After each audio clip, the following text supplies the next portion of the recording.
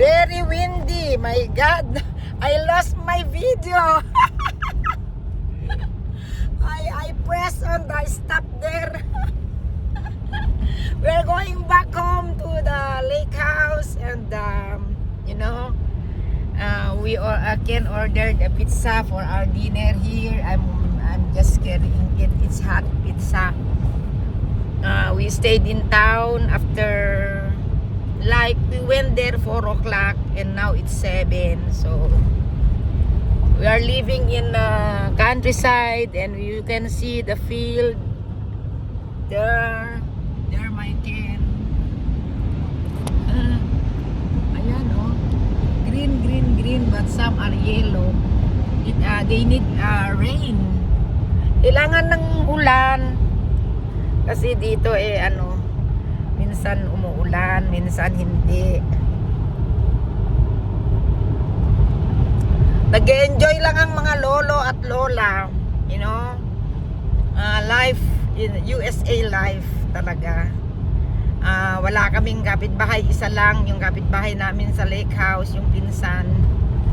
Then we always go to town, and then sometimes we go watch the baseball of grandkids. Ganun lang ang buhay namin. Wala na retired na kami. Gusto ko magtrabaho because we are still able. I want to work, but we are retired. What will you do for money? Money. Like the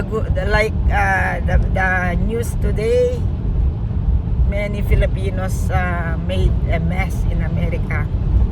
Kaya hindi sila natakot Yung mayayaman na sila, na mas nagpayaman ng milyon dolyares. My God.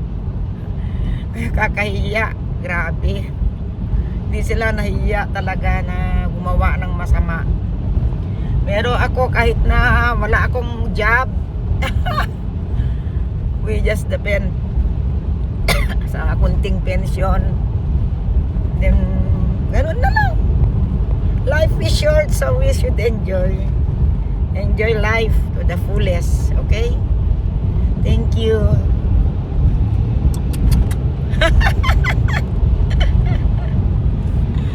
Oh my God.